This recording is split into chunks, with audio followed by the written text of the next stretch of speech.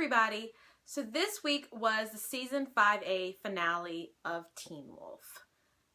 I don't know how to deal with the way I'm feeling after this episode, so I really don't know how I'm gonna handle waiting for season 5B, because this season, season 5A, it ended on a cliffhanger. Big cliffhanger. And I'm not used to Teen Wolf ending that way. And I mean, we've always gotten little bitty cliffhangers, but this was like in your face cliffhanger. Let's talk about episode 10 of season 5A, Status Asthmaticus. The episode starts off showing us Scott, Liam, and Theo and Hayden, and Scott explaining to Liam that his bite, why he doesn't think his bite would save her, why he won't bite her. They don't really show us him explaining everything, but basically, and I understood this too, she's not even human. She's not even a regular human anymore, so I don't even see how the bite would actually work. She's got all the mercury poison running through her, and her DNA and everything's been modified, so what's to say a werewolf bite would save her or change her? It might make things worse. So he calls up his mom to try and save her. Now, I'm going to do this the same style as I've been doing this every episode from now on. I'm going to tell you what's going on with each character and how it all ties together in the end. So, Scott, in this episode. Oh, goodness. We find out so much this episode with what's going on with Scott and why his asthma is back and all of that. Because it's not. It's really not. When he's talking with Liam about why he's not going to bite Hayden, Scott starts having an asthma attack. Theo throws him in his inhaler, and I mean, Theo's done it before, and I mean, that's really been a key. I've always, like, in the back of my mind thought, okay, I don't know, something's weird, something's off with that. And then there's a whole scene where Theo traps Scott in the library with mountain ash, and he walks over the mountain ash, and I'm like, boom, I was right. Theo is a chimera. He is not a real werewolf. I called that the minute his eyes didn't turn blue when he killed that dude on the rooftop when he was saving Stiles. I was like, people were like, okay, well, it wasn't an innocent that he killed. I was like, no, yeah, it was an innocent. That chimera was innocent. He didn't know what he was doing. Theo killed him, and his eyes didn't turn blue. So, therefore, he's not a werewolf. Matter of fact, he's not even, doesn't even have wolf in him, and the chimera he is a were-coyote. So, it goes with all his trickiness. I mean, you always know that coyotes are tricksters. I don't like coyotes. I've never liked coyotes. And this, solidifies the fact that I hate coyotes. I live where there's a bunch of coyotes around. I don't like them. I don't like them. So, basically, after Scott's trapped in the library, it's a supermoon, Liam shows up, there's a big all-out fight, Scott transforms, they're both transformed, fighting, and Liam almost kills him, and then Mason shows up and stops him, and then Theo shows up after Liam's gone, and he kind of knocks Mason aside. He kills Scott Scott's apparently dead for, what, 15 minutes or something? Theo tells Scott that he wants his pack, and Scott was like, you're barely even human, and they'll never take orders from you or whatever, they'll never accept you, and that's when he proceeded to kill Scott. Melissa McCall shows up, goes and starts trying to get him to bring him back to life, and then she just brings her fist up, slams down, and she says roar, and he roars, and yeah, Scott's alive again. So, that's what's gone on with Scott in the episode. We can go to Stiles. For Stiles in the episode, his Jeep breaks down, he loses his shit over that.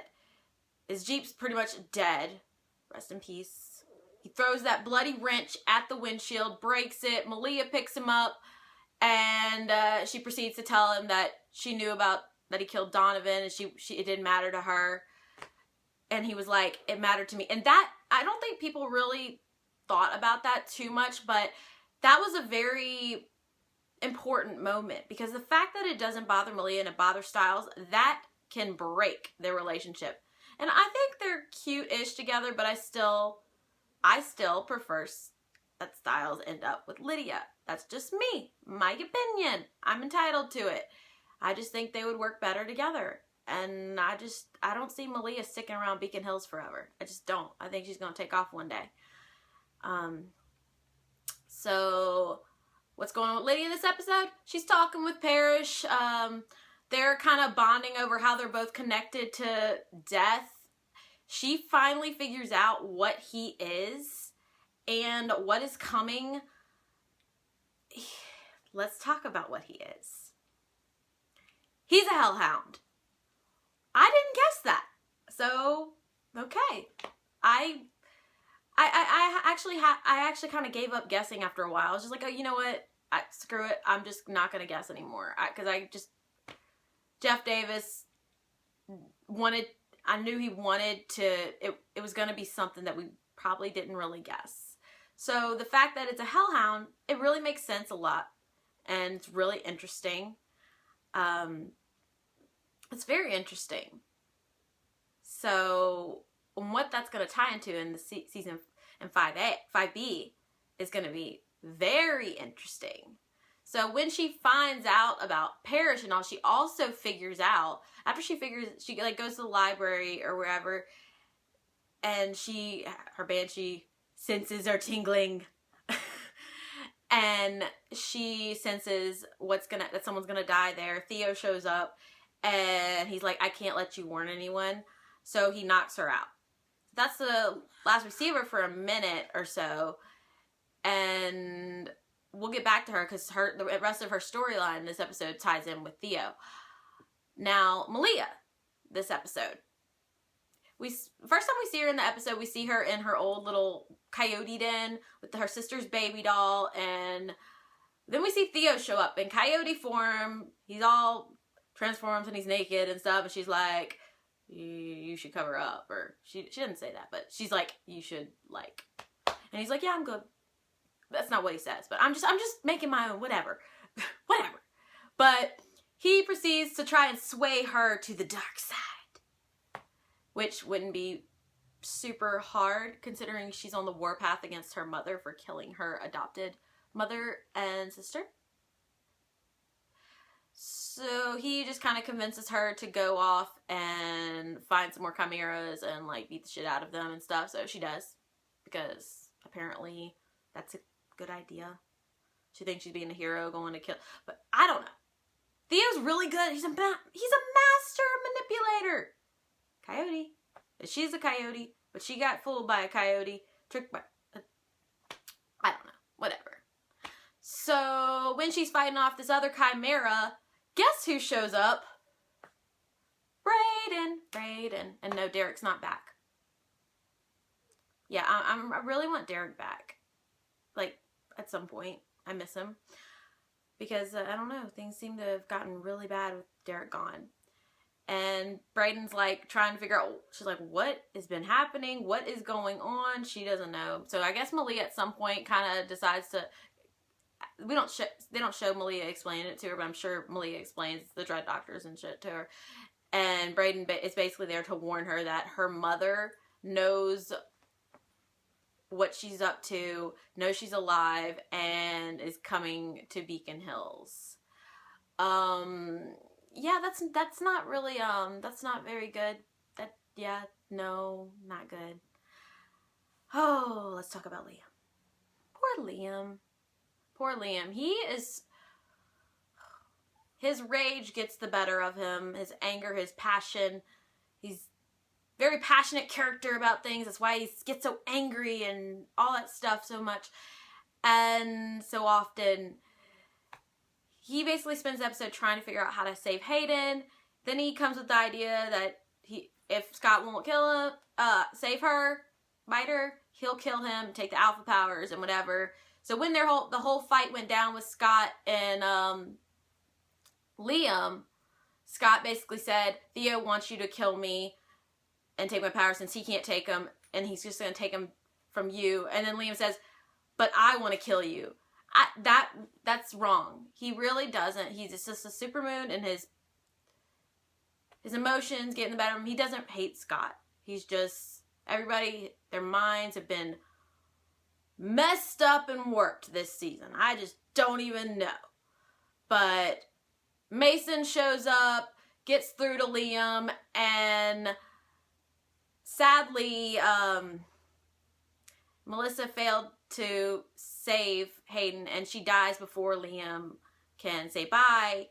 And so Mason shows up and stops him and says, she's already dead. She died like a few minutes ago.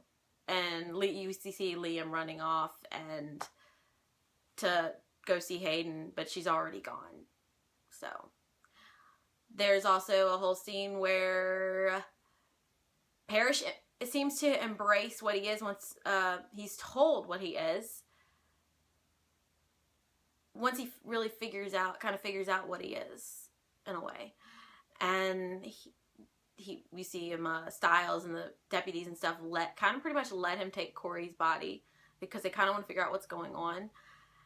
And then we also see a scene where this scene really touched me. I don't know. Because it seemed like Parish was kind of aware, in a sense, what he was doing at that time. When he went and we see Liam holding Hayden's dead body. And Parish kind of waits for a second for Liam to kind of say his goodbyes. And then Liam like basically lets Parish take the body and off he goes to the Nematon and stuff. So that was very interesting.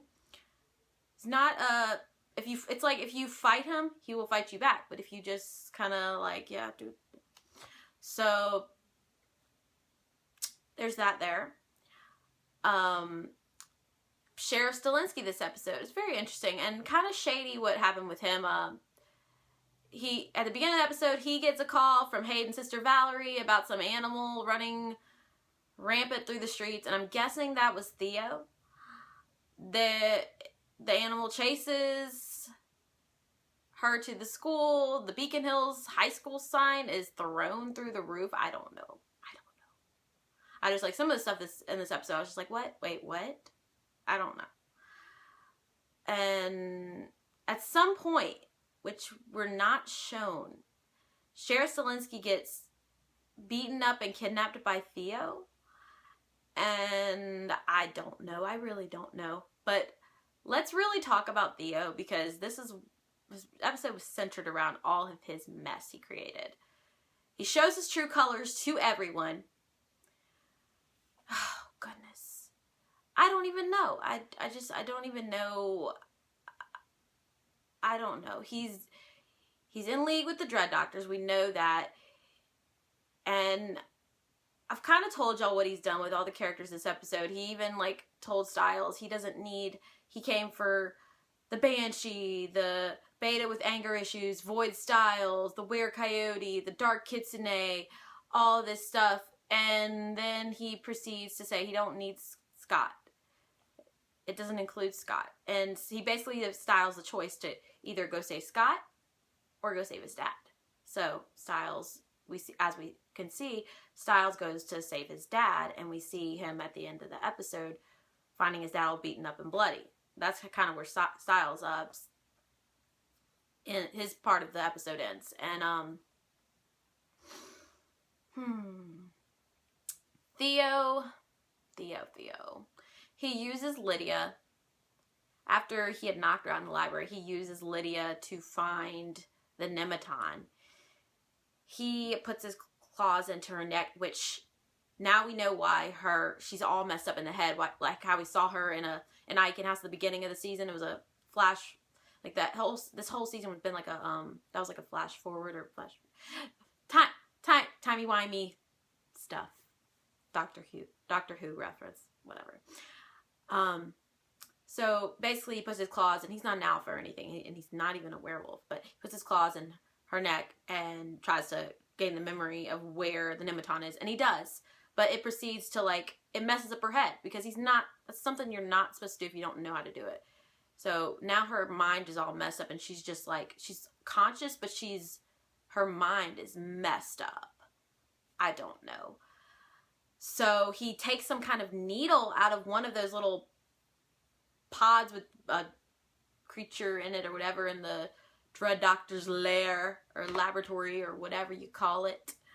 And it's got like some kind of green fluid, and he brings Lydia with him to the Nematon because he wants someone to, you know, like, be like, look what I did. Look what I did. That's exactly what he was doing. He just wanted to brag and be like, look, my plans, my evil plans have come to fruition. And he proceeds to, he's like, you think you've lost your mind? Watch this. And he proceeds to stick that needle in like a bunch of the dead chimeras. Tracy, I think one of his name was Josh, Corey, Hayden, and they all come back to life. And he's like, they're like, what is happening? And it's like, you're my pack, I'm your alpha or something. And then they all walk off, and Lydia's left laying on the ground like she's just like, her mind is just, she doesn't know. She's just so messed up right now. She knows, she's seen it, but she's just so, her mind is just, it's messed up. It's messed up. And then there's a cute scene with Scott and his mom where Scott's mom gives another awesome speech about that. Really, Scott's mom is like, she's become like an anchor to him. She always knows exactly what to say to Scott when he has lost all hope and doesn't know how to handle things. He's like, I don't even know if I can get my pack back. And she says, give them hope. Very profound, very short, but very profound and great advice. Just like when she said, be your own anchor. She's a great character. I wish we've gotten a lot more scenes with her lately, and I really like that. Now, the end of the episode is what I want to talk about. Big time. We see the Dread Doctors again. They go and start breaking down a wall. And then we see some kind of like artwork mural type thing of two big monstrous creatures fighting. One seems to be canine-like, and one seems to be like kind of burning-like. I don't know. I couldn't. It wasn't a great view. Like, it wasn't like really close-up shot. It was kind of a wide frame, so I couldn't really like pick it apart. I need to like zoom into it and try and see it a little better, so I can like inspect and just break it apart and figure out what it is. But they had finally announced success, and success. So what does that mean for them exactly? Because it doesn't really, it's shady. It's kind of shady. I don't know if that means, I don't know. Because we ended this episode on a cliffhanger. When Lydia was looking up everything about Parish and what was going on, she found out stuff, it's been mentioned several times this season, it's 5A, about the wild hunt and all that stuff, and it talks about the hellhounds and all that. And my only resolution about this, the only thing I've taken from this is, and from what Theo has done and how the pack is kind of broken apart, Scott needs to bring it back together because war is coming. There's no doubt, there's not a doubt in my mind that war is coming to Beacon Hills. Not in like the little fights, the fights that we've had with Deucalion and all that over time with Peter and all of that. Not with the no-gets in it. This is going to be brutal and deadly, and I have a feeling some people are going to die that is going to kill us, because it just seems that way. The fact that we ended this season, on season 5A, on a cliffhanger kills me, because I don't know what to do with myself. Like, how am I going to deal with several months of no Teen Wolf and this cliffhanger hanging over my head? I just don't even know anymore. I don't know. I don't know what's going to happen, how Scott is going to bring everyone back together, who's maybe coming back. I think they really need to get Chris Sargent back in town and Deaton and some more of the adult figures, because everything is about to hit the fan, and it just seems really bad. I don't really want to see those creatures that I saw on that mural thing come, like, be real, because that would be really bad. That would be really, really bad. I don't know when season 5B is going to premiere exactly, because some people are saying January 2016, some people are saying March 2016. I don't know exactly. I don't know the exact date, but once I know, I'll post it on my, I don't know, my website or Twitter or something like that. This season killed me. I honestly, it broke my heart. It was one of the most painful seasons to watch. Definitely not my favorite. 3B, still my favorite. I don't know what's going to happen in 5B, but I'm very excited and scared to find out. Yes, I'm scared and excited at the same time. Deal with it. I don't know. I may do some kind of, like, other kind of Teen Wolf videos in preparation, if I can think of something good. If y'all have any ideas of other types of Teen Wolf videos y'all want me to do before 5B premieres, comment below, let me know.